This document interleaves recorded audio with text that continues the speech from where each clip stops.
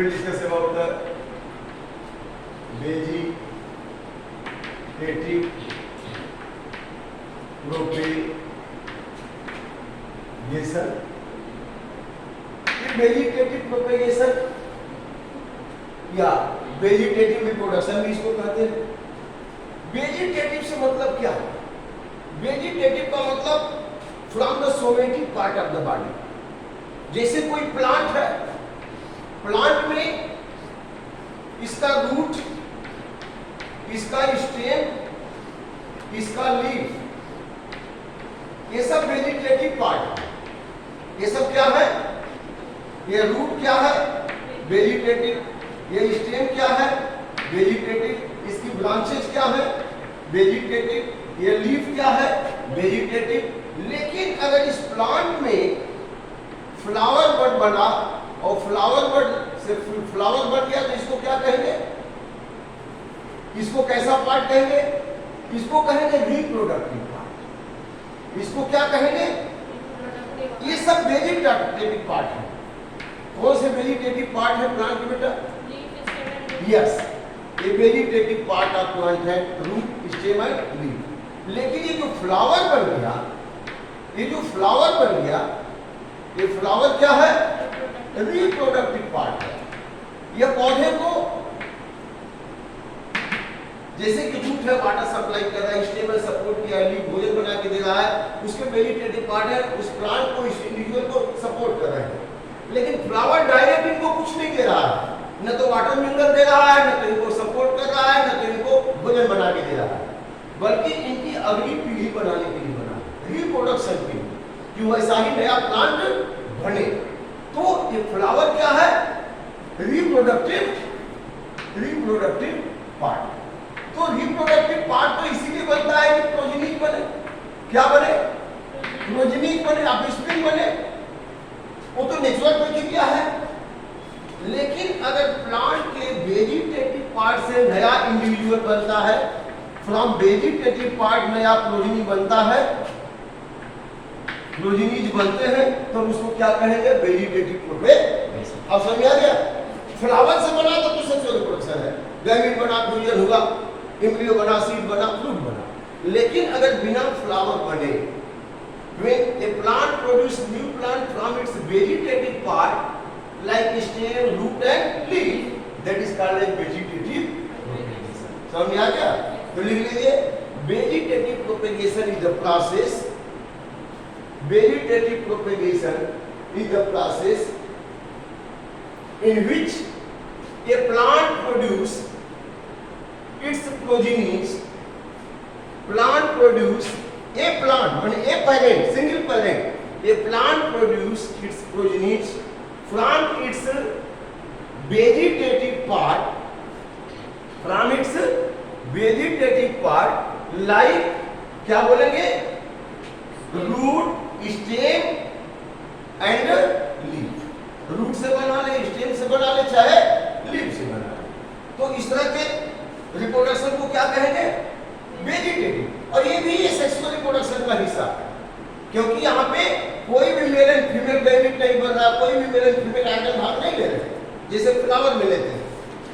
यहाँ पे डायरेक्टली उसके सोमेटिक पार्ट ऑफ बॉडी से नया बन रहा है, इसीलिए इसको क्या कहेंगे? Vegetative propagation. It is a kind of asexual reproduction. It is a type of, ये क्या है? सेक्सुअल रिप्रोडक्शन का हिस्सा है, सेक्सुअल का, asexual का। So the progeny which are produced by vegetative propagation are clone. The progeny which are produced by a plant through vegetative propagation, progeny which are produced by a plant through vegetative propagation are called as clone. Why clone? Because they are genetically and morphologically identical. क्यों identical हैं? क्योंकि ये somatic cell से बन रहे हैं। कोई वहां पर मियोसिस डिवीजन नहीं हो रहा, खाली माइटोसिस डिवीजन हो रहा, कोई भी एक्सचेंज ऑफ क्रोमेटिन मेटेरियल नहीं हो रहा, कोई मेल फीमेल गैमेट नहीं हो रहा, same genetic material, same blueprint of body design handover हो रहा। इसीलिए वहां पे कोई वेरिएशन नहीं होगा, वो सबके सब क्या होंगे बच्चों, क्लोन होंगे एक दूसरे के, ठीक है ना। तो अब वेजिटेटिव प्रोपेगेशन कितने तरह का होता है इसको जरा हम देखते हैं। अलग अलग तरह के पौधों में अलग अलग पार्ट से वेजिटेटिव प्रोपेगेशन होता है। तो वेजिटेटिव प्रोपेग्यूल्स कौन कौन से हैं, जैसे आप देख सकते हैं through stem vegetative propagation occurs through, हाँ यस, थ्रू स्टेम, रूट और लीफ इन डिफरेंट प्लांट, है ना। Through stem, by stem. अब स्टेम में क्या हो, किसमें होगा, in yes, in potato, potato underground stem, underground stem. Underground stem को क्या कहेंगे बच्चों, ट्यूबर। क्या कहेंगे उसको, ट्यूबर। या पोटैटो से बड, बड वहां इसका मार्ग होगा, वहीं से बड बनेगा और बड बन करके नया पौधा बन जाता है। तो आप देखते हैं सीजन में क्या होता है, यह पोटैटो, पोटैटो में धीरे धीरे धीरे धीरे यहाँ जो स्कार मार्क है वहां से क्या बनने लगता है, ऐसे बड बनने लगते हैं, ये बड। अब आप चाहे तो इस पीस को अलग करके लगा दे, वो नया पौधा बन जाएगा, ये भी नया पौधा बन जाएगा। और इसी बड से क्या बन जाता है, नया पौधा बन जाता है, इसी बड से नया पोटैटो का पौधा।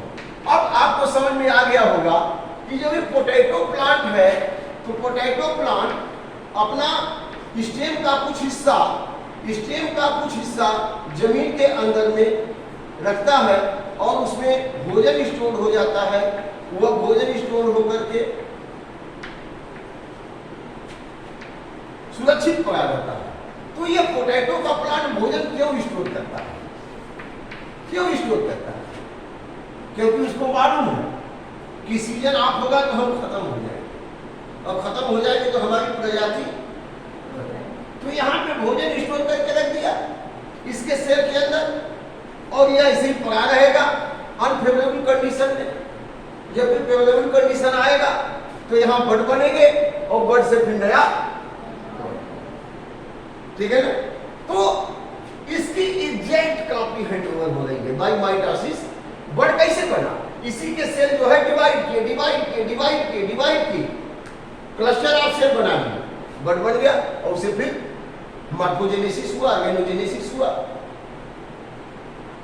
डिफरेंशिएशन हुआ सेल में, स्टेम, लीफ और रूट बन गए, नया पौधा बन गया।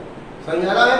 तो यहाँ पे somatic part of body, underground stem in the potato that is called as tuber contain scar mark, tuber contain scar mark, ये सीया scar mark from where a bird like structure develops. Scar mark देखे हैं ना potato में, कहते हैं आंख बन गई है ना, scar mark from where a bird like structure develop. Later on bud give rise new potato plant, later on bud give rise new potato plant. It is clear. तो पोटैटो में ट्यूबर से हो गया, स्टेम से हो गया, underground stem से। अब ऐसे ही जिंजर में, इन जिंजर, जिंजर भी आप देखे होंगे, टर्मरिक भी देखे होंगे। जिंजर, जिंजर को भी देखें आप तो इस तरह से कुछ ऐसे देखते हैं, इसमें इस तरह से नोट्स होते हैं, है ना, ये नोट्स होते हैं ऐसे देखें, और अगर ध्यान से देखें तो इसी नोड के पास बड बनता है। जहां नोड है वहीं पे क्या बनेगा बच्चों, बड बनेगा, बड बनेगा। अब यही बड फिर नया जिंजर प्लांट बनेगा। तो in ginger rhizome is underground stem. तो यहाँ पे हम जिंजर में इसको राइजोम बोलते हैं, यहाँ पे इसको ट्यूबर बोलते हैं। जब दोनों अंडरग्राउंड स्टेम है तो दोनों को, एक को ट्यूबर क्यों, एक को राइजोम क्यों? भाई दोनों अंडरग्राउंड स्टेम है, ये भी अंडरग्राउंड स्टेम है, ये भी अंडरग्राउंड स्टेम है। इसको आपने क्या बोला, ट्यूबर। इसको क्या बोल रहे हैं,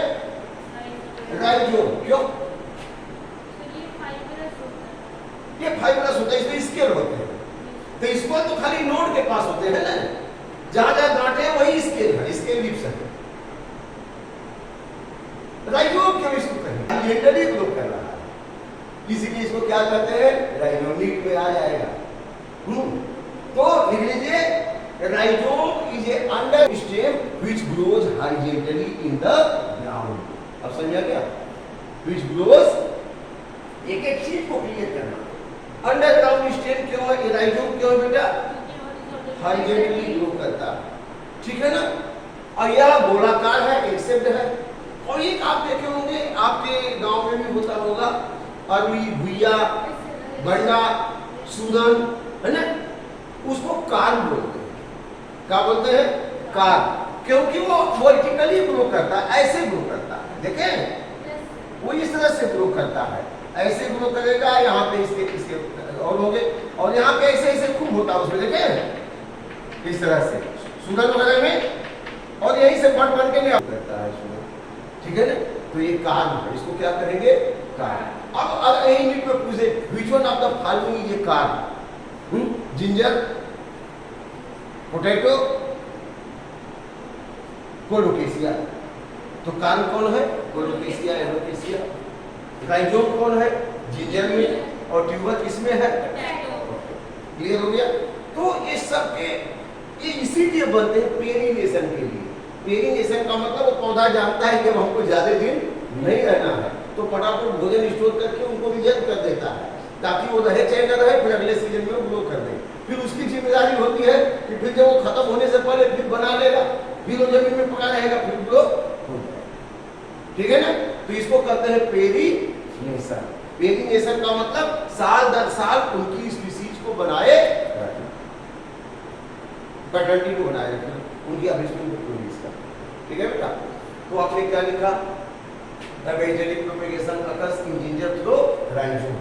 तो यहां लिख लीजिए, in rhizome from node, in rhizome from node, in rhizome and corm from node a bird like structure appear. Rhizome में भी, कार्प में भी, यहाँ भी स्केल होते हैं, देखिए आलू वगैरह में देखें उसमें भी स्केल होता है ना, स्केलिंग होती है आलू में। अरे वो ब्राउन कलर का होता है, बड़ा स्पॉटेड, सुंदर लगता है, देखे होंगे ऐसे है ना। तो वो स्केलिंग है। तो in the ginger, rhizome and corm from the node bird like structure appear which give rise new plant, तो नया पौधा बना। बच्चों ये तो रहा अंडरग्राउंड स्टेम से, अब इसके बाद इन सम प्लांट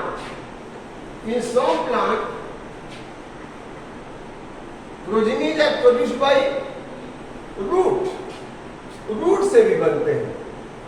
अब रूट से किस में बनेगा, रूट से किस में बनेगा, by root from in sweet potato. Sweet potato बहुत फेमस है, व्रत में लोग खाते हैं, है ना। स्वीट पोटैटो क्या करते हैं, इसके तने को काट के लगा लेते हैं, ये तना है, जमीन में लगाए, यहाँ से ढेर सारी एडवेंटिशियस रूट निकलती है, और ये एडवेंटिशियस रूट ही पूरा इस तरह से, देखिए ऐसे होता है ना, है बिल्कुल ऐसे ही होता। अब तो बड़ा बड़ा भी आ रहा है, नई नई वेराइटी आ रही है, देखें ऐसे। हाँ, ये स्वीट पोटैटो, स्वीट पोटैटो ये रूट का मॉडिफिकेशन है, और इसी से फिर नया पौधा बनता है। तो ये sweet potato vegetative propagation occurs through root. ऐसे ही शतावरी में भी होता है, एस्पैरेगस में भी होता है। उनमें तो पूरा यहां से एकदम लच्छेदार ऐसे निकल जाते हैं, जितनी उनकी जड़ें निकली हैं एडवेंटिशियस रूट, वो सब की सब स्वेलन अप हो जाते हैं इस तरह से शतावरी वगैरह में। तो स्वीट पोटैटो। इसके बाद हम लोग बात करते हैं बनाना में किससे होता है। बनाना में, in the banana by stem, underground stem. Banana में भी अंडरग्राउंड स्टेम से ही होता है। बनाने में उसका जमीन के अंदर जो स्टेम होता है वहीं से बड़ निकल जाता है। In banana by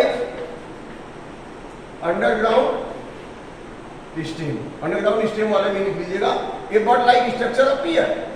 A bird बनता है, देखें कि नहीं बनाना में, पौधा खड़ा है, उसके बगल से बर्ड निकल जाती है ना।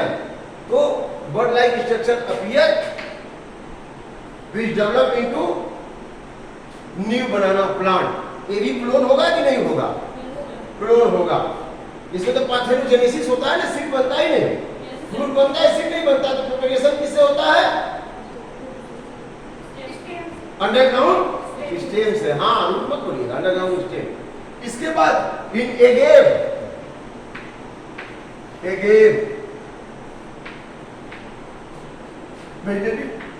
Vegetative propagation, vegetative propagation occurs by bulbils। Bulbils क्या है? ये प्रोपेग्यूल्स बन जाते हैं इस तरह से, बल्बिल्स बन जाते हैं इस तरह से, प्रोपेग्यूल्स बन जाते हैं ऐसे ऐसे ऐसे। आपकी बुक में बनाया है? हाँ, ऐसे बल्बिल्स बन जाते हैं और इसी से नया पौधा। ठीक है बेटा। अब इसके बाद इन इकार्निया जानते हैं? इकार्निया, इसको बंगाल टेरर भी कहते हैं। बंगाल टेरर क्यों कहते हैं? टेरर बहुत अच्छा चीज तो है नहीं है? Water hyacinth, water hyacinth eichhornia. यह in eichhornia water hyacinth vegetative propagation occurs by offset. किससे होता है? ऑफसेट क्या है? ये इसमें ऐसे यहां से रूट निकल जाती है और यहां पे इनका जो स्टेम होता है, इससे देखे हैं जलकुंभी, देखे हैं जलकुंभी? सड़क के किनारे पानी अगर लगा हो, तालाब में, व्हाइट भीम तो होता ही है, छोटी छोटी पत्तियां होती हैं, बड़े बड़े होते हैं, जलकुंभी इसको बोलते हैं। हाँ, तालाब उसका पूरा कुछ ही दिनों में पूरे तालाब को घेर देते हैं। हाँ, पत्ता ही पत्ता होता है, ऐसे ही होता है ना। हाँ, वैसे ही ये भी होता है। तो ये क्या करते हैं, ये जैसे ये है, अब ये बढ़ेगा, फिर यहाँ से बनेगा, फिर यहाँ बन जाएगा, यहाँ से टूट जाएगा और टूट करके फिर ऐसे टूट जाएगा। कुछ ही दिनों में पूरा तालाब भर गया, और तालाब भर गया तो एरिएशन नहीं हो रहा है। मैक्सिमम ऑक्सीजन यूज कर दिए आप, एयर से ऑक्सीजन एरिएशन हो नहीं रहा है, ऑक्सीजन जा नहीं रही है, मछलियां मरने लगी पानी में ऑक्सीजन की कमी की वजह से। पूरा ब्लॉक कर दिया तालाब। तो इसीलिए इसको क्या कहते हैं? टेरर ऑफ बेंगाल कहते हैं। हालांकि एक चीज बहुत अच्छा है, ये पॉल्यूटेंट्स को एब्जॉर्ब कर लेता है, लेकिन यह जो है पानी में ऑक्सीजन की एक्सचेंज को कम कर देता है, इसीलिए जलीय जीव जंतु क्या होते हैं? मरने लगते हैं। तो इसको टेरर ऑफ बंगाल कहा गया। लेकिन यहाँ पे हम वेजिटेटिव प्रोपेगेशन पढ़ा रहे हैं, तो वो बातें तो हम इन्वायरमेंटल इश्यू जब पढ़ाएंगे तो वहाँ आएगा, है ना। लेकिन यहाँ पे क्या है? यहाँ पे क्या है कि इसका ऑफसेट जो है, ये ऑफसेट है, यह क्या है? ऑफसेट। इस ऑफसेट से ही वेजिटेटिव प्रोपेगेशन होता है। किसमें होता है बच्चों? इकार्निया, जलकुंभी। तालाब में यहाँ भी कई जगह देखा है हमने, जहाँ जहाँ सड़क के किनारे जहाँ पानी लगा है उसमें रहे और तालाब में इकार्निया ऑफसेट से होता है। वेजिटेटिव प्रोपेगेशन बाय लीफ की तरह। Yes, leaf. इन ब्रायोफिलम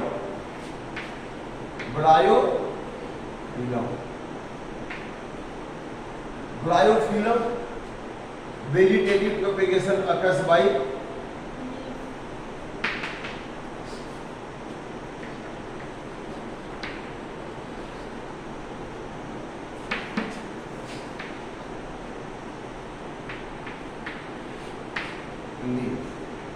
अब ब्रायोफिलम की पत्ती है, यह बड़ी लेदरी होती है पत्ती, देखें? हाँ, ये मेडिसिनल प्लांट है, इस जादुई पौधा है, मेडिसिनल प्लांट है, इसको अजूबा कहते हैं। यह पत्रजात भी है। पत्रजात का मतलब पत्ती से नया पौधा बन गया, इसको पत्रजात भी बोलते हैं, ब्रायोफिलम। अब यहाँ पे बर्ड लाइक स्ट्रक्चर बनता है। क्या बनता है? बर्ड। और बर्ड लाइक स्ट्रक्चर बनते उसके मार्जिन पे, देखिए किनारे पे, जैसे अगर जमीन से सट गया, मिट्टी से सट गया, तो इसके किनारे पर ही क्या बनने लगेंगे बच्चों? Bird like structure. और वो बर्ड लाइक स्ट्रक्चर फिर नया पौधा बना लेता है। लिख लीजिए, in bryophyllum from the margin of leaf, in bryophyllum from the margin of leaf a bird like structure appear, a bird like structure appear which develop into